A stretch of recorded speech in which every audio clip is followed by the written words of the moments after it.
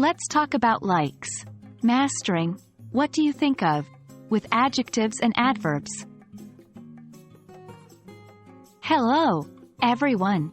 Today, we're going to take our English conversation skills a step further by exploring the question structure. What do you think of? We'll specifically delve into how to use this structure with adjectives and adverbs. This tool can help you better express your thoughts, opinions, and interests in English. So, let's get started. The phrase, "What do you think of?" is a great way to ask someone's opinion about something. It's a friendly and conversational way to get insights into what someone likes, dislikes, or feels indifferent about.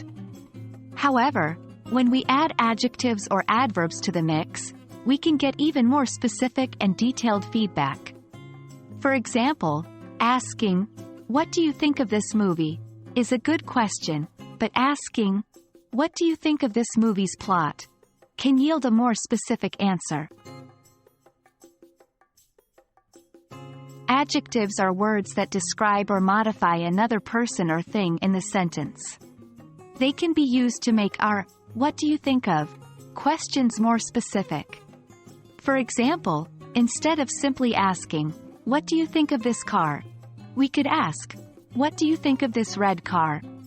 Or, instead of asking, "What do you think of my cooking?" we could ask, "What do you think of my Italian cooking?" By using adjectives, you can elicit more specific responses and have deeper and more meaningful conversations. Adverbs usually modify verbs, adjectives, or other adverbs.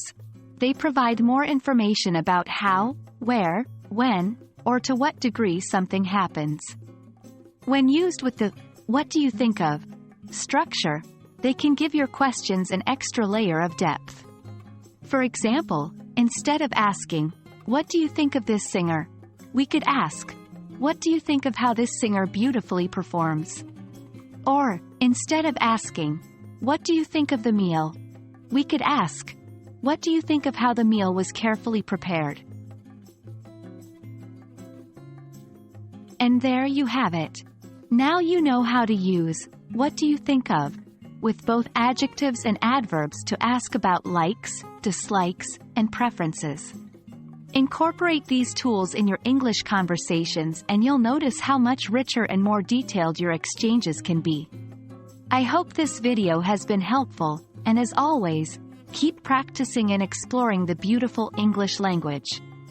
Until next time.